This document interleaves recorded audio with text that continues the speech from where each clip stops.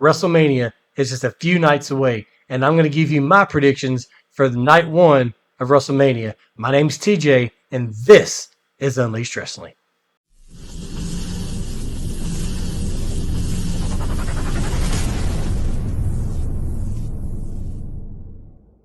Welcome back, everybody, to Unleashed Wrestling. My name is TJ. My partner, Steven, unfortunately, is having some technical issues with his equipment, so he's not going to be able to do this video with me, unfortunately, but we got to get this out because WrestleMania Saturday is in 3 days.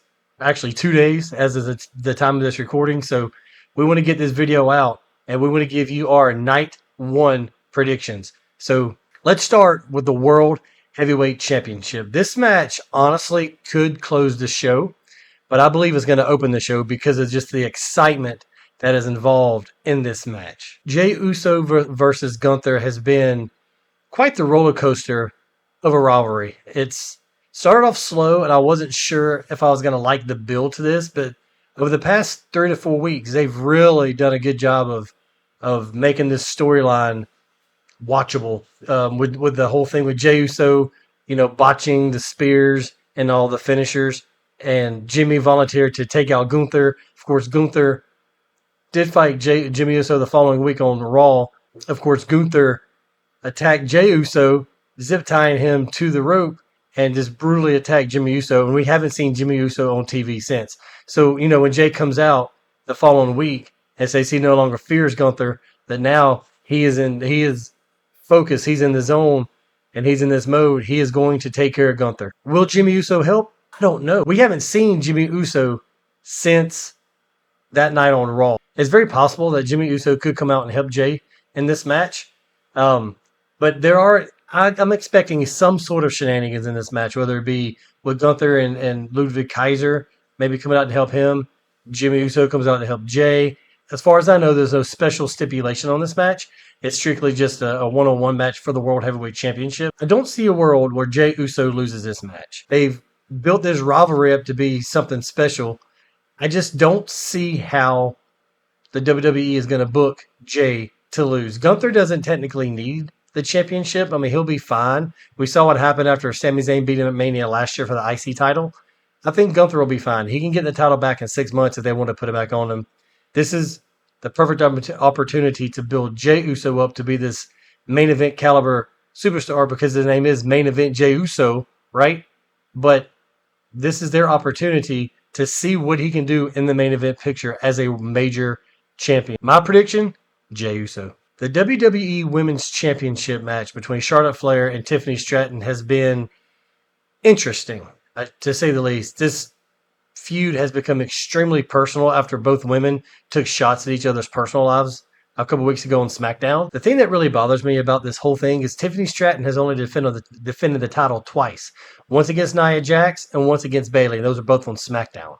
So we haven't seen a good feud for Tiffany Stratton. We haven't seen a good title defense for Tiffany Stratton. And I'm not knocking Nia or Bayley, but let's be real. She had one match against Bayley, one match against Nia, and that was it. I really wanted to see Tiffany Stratton involved in a long feud, which they've done with Charlotte Flair, but they've done it since Royal Rumble, and they haven't had any matches since or leading up to this point. So what I would like to see is Tiffany Stratton have longer feuds for the Women's Championship.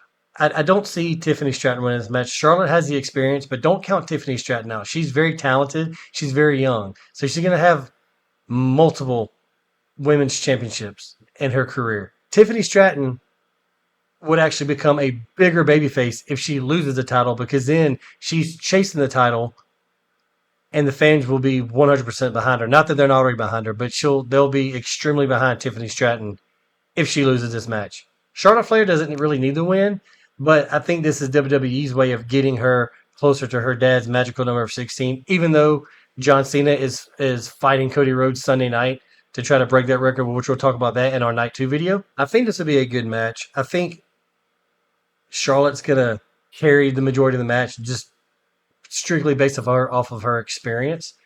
But like I said, I could see Tiffany having some high spots in this match. But my final prediction is Charlotte Flair wins the WWE Women's Championship. Jacob Fatu has been absolutely dominating his opponents over on SmackDown. LA Knight is a incredible talent, and I can honestly see this match going either way. Jacob Fatu though is absolutely incredible in the ring.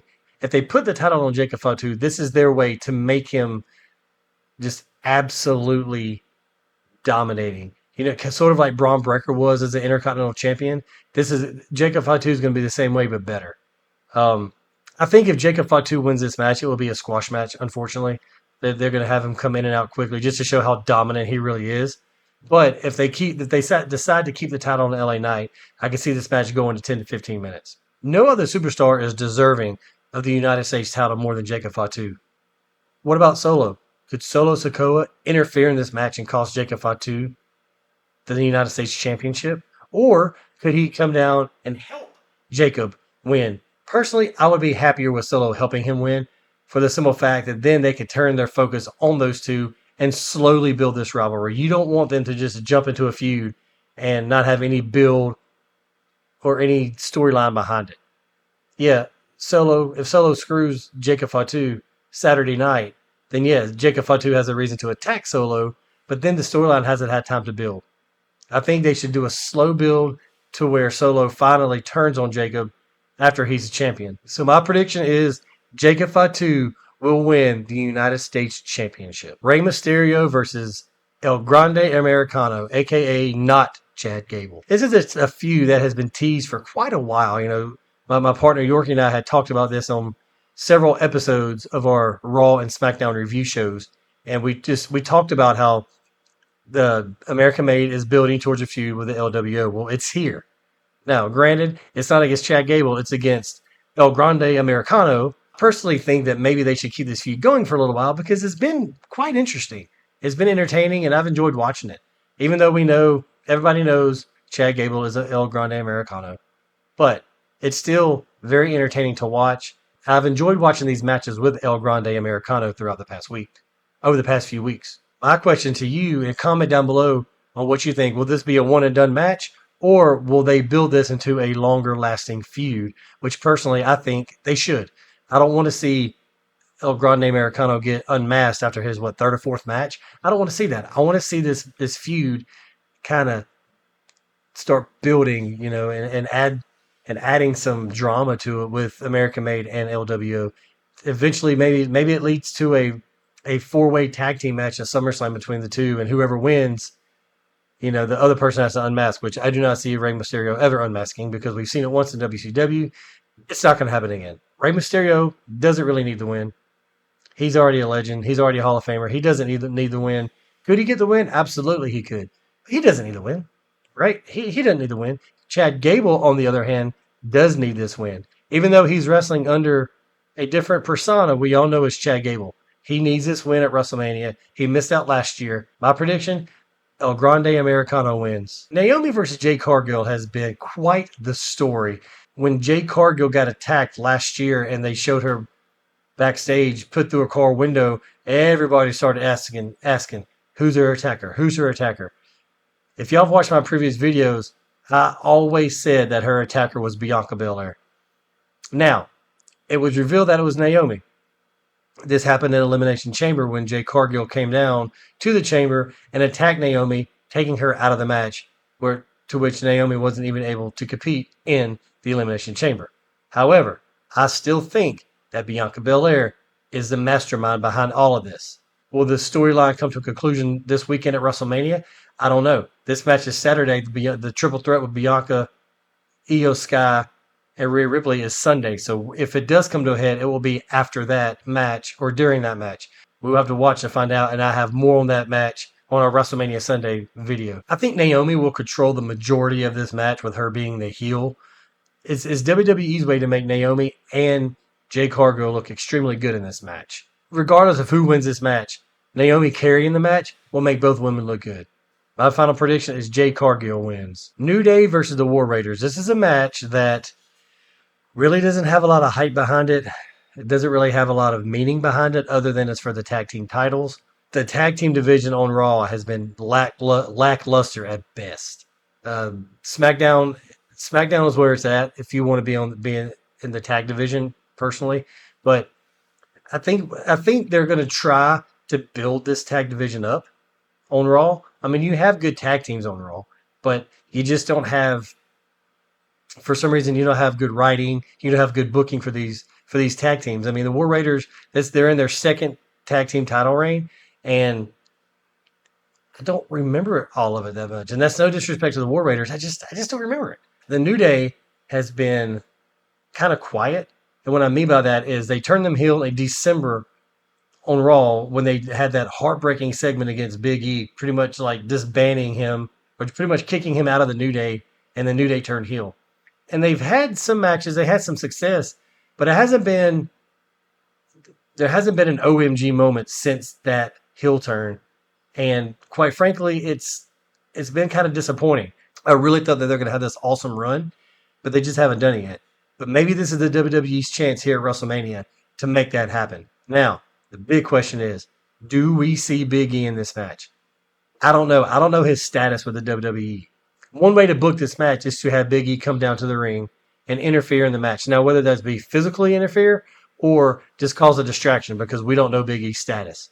However, this would be a perfect continuation to what happened to Big E on Raw. This could be his payback for the New Day. I'm not expecting it, but it would be really cool to see Big E have some sort of role in this match. If Big E interferes in this match, I see the War Raiders retaining, but I don't think the WWE is going to let them retain. I really think the New Day is going to win this match. It makes the most sense. The War Raiders, yeah, they're great, but the New Day, they have new gear, new theme music, new attitudes. They're really playing this Hillish character perfectly, and the WWE maybe is finally starting to let them showcase that. And I cannot wait to this match to see what the New Day has in store. Although it's not the most exciting match on the card, it's going to be a good match. My prediction, the New Day wins the World Tag Team Championship. Which brings us to our main event, the triple threat match between Roman Reigns, Seth Rollins, and CM Punk. This is CM Punk's first main event at WrestleMania. As long as he's been in the wrestling business, even though he had a 10-year break, this is his first main event at WrestleMania, and it is a very, very special moment. A few weeks ago, I thought that Seth Rollins was the third wheel in this match because he really didn't have a role in it. He was just there.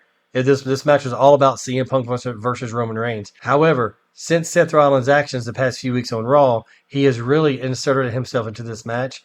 And in my opinion, he is the one to beat in this match now because of his behavior and the way he's been treating Paul Heyman, the way he's been getting in CM Punk's head, Roman Reigns' head, he's been getting in Paul Heyman's head.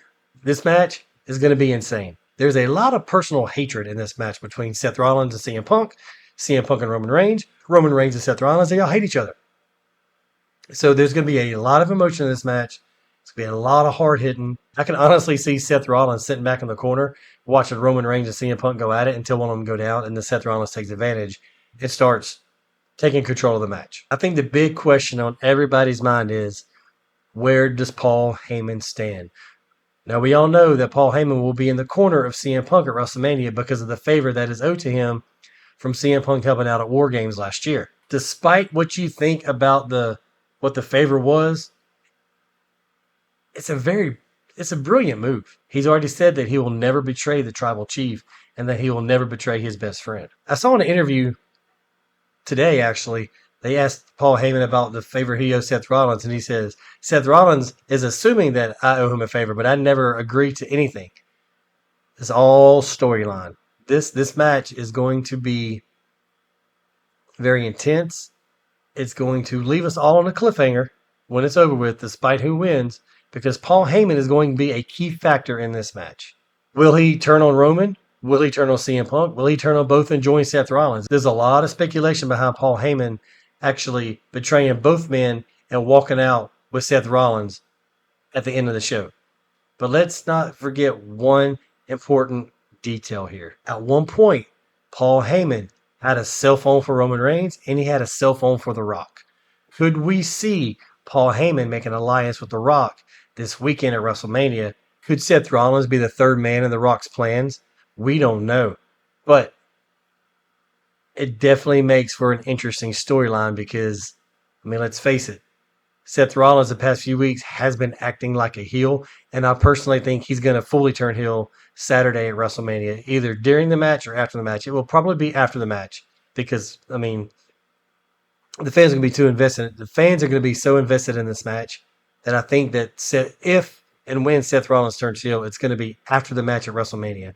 Now, could that mean that Seth Rollins is going to get the victory? I don't know. What we do know is more than likely Roman Reigns will be taking some time off after WrestleMania, so I don't see him winning this match. It honestly is going to come down between CM Punk and Seth Rollins. And like I said, I have been torn on this match. I've been back and forth. One day I'm Seth Rollins, one day I'm CM Punk. Based off of what I've been watching, what we've seen, Seth Rollins kind of having the upper hand on the past few weeks of Raw, I'm going to go with CM Punk winning this match because, one, I'm a CM Punk fan and I would love to see that. But two, it's going to continue a storyline that's been cooking for the past few months with Seth Rollins and CM Punk. So my prediction is CM Punk wins, but does he walk out with Paul Heyman, or does Seth Rollins attack CM Punk after the match? And that's when Paul Heyman reveals that he was behind Seth Rollins the whole time. But then again, if they were going to do that, then Seth Rollins is going to win the bloody match, and I'm not even going to be happy about it. So that's my predictions for WrestleMania Night 1. Make sure you like this video, comment down below, share this video, and keep a lookout for our Night 2 predictions coming out probably tomorrow. After this video gets up, I'll probably record Night 2, and we'll have it up before Night 1 starts. I hope y'all enjoyed this video, and I will see everybody this weekend at WrestleMania.